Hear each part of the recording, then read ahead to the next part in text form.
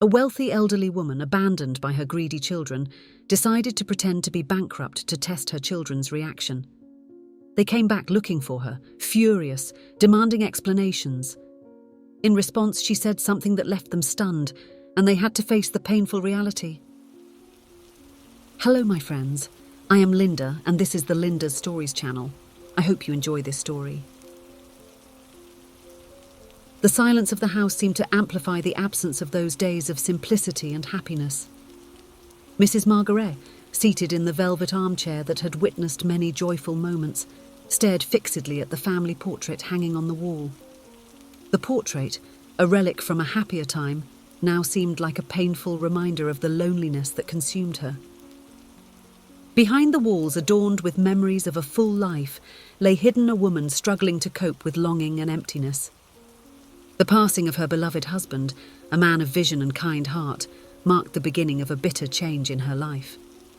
Years ago, life was simple but filled with love and unity. Together they faced hardships, dreamed and eventually prospered. Her husband's business flourished, and with it, wealth came in abundance. However, what should have been a blessing turned into a silent curse. Carlos, the eldest son, married young, diving into the world of investments and business. His obsession with increasing the fortune seemed like an endless race, leaving little room for family. Richard, the youngest, single and carefree, indulged in a life of excess, endless parties and fleeting company. The transformation of her sons, from loving and present young men to distant figures focused solely on themselves, broke Mrs. Margaret's heart. After her husband's death, the situation became even more difficult for Mrs. Margaret. She made a sincere effort to maintain family ties by organising lunches, sending gifts, and making unexpected visits, hoping to rekindle the connection with her children. However, they always found excuses to avoid these meetings. The void from their absence grew each day as she tried to cope with her grief. Mrs. Margaret, in her solitude, reflected on the past with tears in her eyes, wondering how money, which should have been a blessing, managed to drive her children away. She felt like a prisoner in a golden palace where wealth could not buy what she most desired, the love and presence of those she loved the most. One day the lady was informed by her doctor that she would need to undergo a simple surgery. The presence of a companion was required both before and after the operation. Without hesitation, Margaret called Carlos and Richard, hoping that her children, despite being distant, would show some sign of concern and affection. Still, neither of her sons cared. Carlos and Richard, busy with their own lives, offered no help nor showed any concern. The cold words from her sons deeply hurt Margaret. With no other option, she hired a care service to accompany her during the surgery. As she recovered in her room, surrounded by the oppressive silence of the mansion, Margaret realised how truly lonely she was. Then, in a moment of clarity and desperation, she decided to take a drastic measure to test the true character of Carlos and Richard. She knew she needed to act to understand the extent of her children's greed and selfishness. She wrote an email to Carlos and Richard, claiming that she had lost her entire fortune in failed investments and was selling the mansion to cover her expenses. The email, although formal in appearance, was a disguised cry of despair. Their response did not take long. Carlos and Richard called immediately, enraged and demanding an explanation. "I can't believe what you did, Mom. You ruined everything. How are you going to support yourself now?" "That money was ours too," Richard asked with evident frustration. Their tone made it clear that they were more concerned about the financial loss than their mother's well-being. Hours later, the brothers arrived at the mansion, and the atmosphere was thick with tension as Carlos and Richard confronted Mrs. Margaret with shouts and accusations. "Couldn't you have let us manage the money? We were ready to take on the responsibility," said Carlos, indignant. Mrs. Margaret watched them silently, her calm expression contrasting sharply with her children's agitation. When the noise finally ceased and a heavy silence filled the room, she slowly stood up and spoke with serenity. "It is painful to see that you only show up when money is at stake. You didn't care about my well-being or what I went through. It's sad to realise that what matters to you is just the fortune." She then concluded, "Actually, I didn't lose anything. What I discovered is that as long as I live, my wealth will be destined to help others, to those who truly need it." The children were stunned, the shock evident on their faces. Margaret's words left them speechless. With a serene expression, Mrs. Margaret concluded, "True wealth is not in money, but in love, respect, and family. I hope that one day you will understand this." With these words, she turned and walked slowly to her room, leaving her children in the living room, immersed in silence and reflection.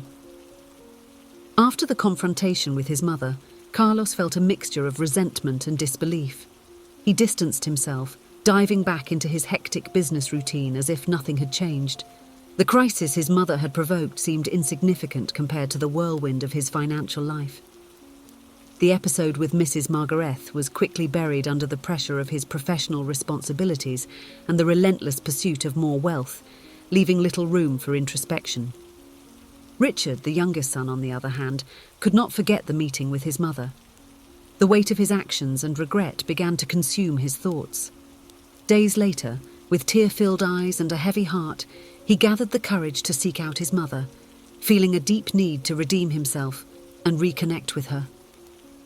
The pain of separation and the awareness of his mistake began to shape a new perspective on what truly mattered.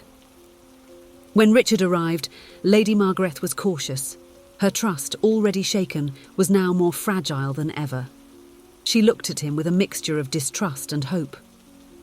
"Richard, why are you here? Is it really for me or for what you hope to receive in the future?" she asked, with a tone that mixed pain and vigilance. With a choked voice and tears streaming down his face, Richard spoke sincerely. "Mother, I now understand how much I have failed you and how much I have hurt you. I'm not here because of the inheritance.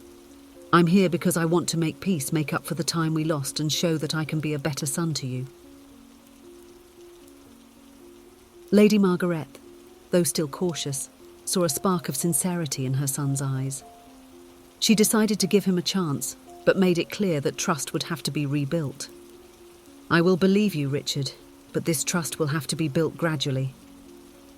Let's start from scratch, with the intention of rebuilding our relationship. For that, I want us to spend some time at our childhood home, that simple and modest one. I want to reclaim the good moments we shared before fortune drove us apart." Richard accepted the proposal with visible relief. Together, they went to the small house where they had lived during the early years of the family. There, surrounded by the memories of a simpler life, they began to reconnect, rediscovering the true value of love and family.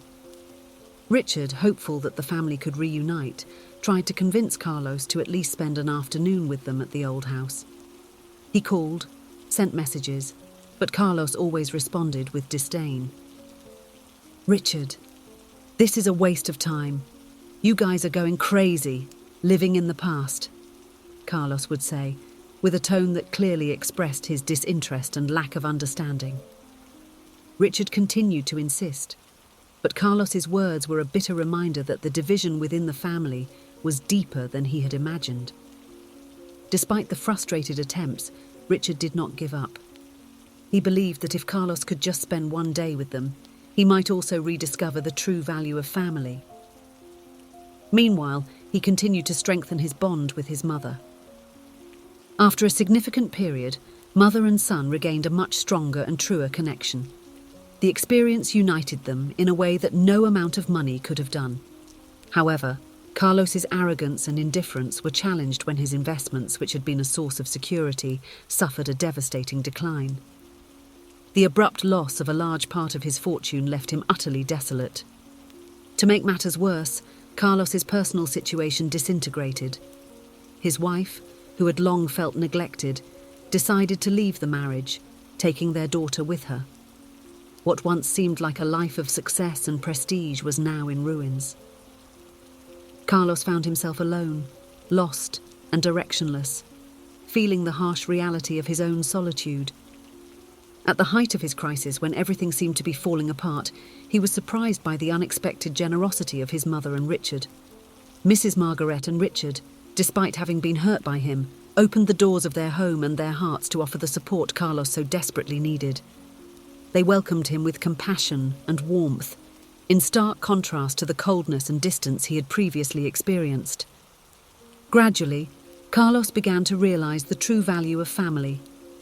He saw his mother and brother's love and dedication as a reflection of what truly mattered. This unconditional support and the warmth of the family environment helped him re-evaluate his priorities and rebuild his life. Determined to change, Carlos sought out his wife, apologized, and asked for a second chance. She accepted him, and he dedicated himself to being a better father and husband, working to regain his family's trust and respect. He started to reconstruct his life based on values of love and commitment rather than wealth and status. Carlos's effort to redeem and reconnect with his family was not easy, but was deeply rewarding. He learned the importance of humility and the true value of familial relationships.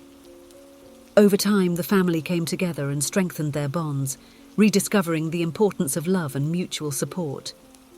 Reunited once again, Carlos and his family, Richard and Mrs. Margaret, rediscovered what truly mattered.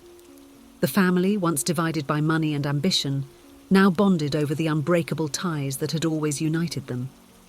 What once was a source of division had become a solid foundation for unity and renewal.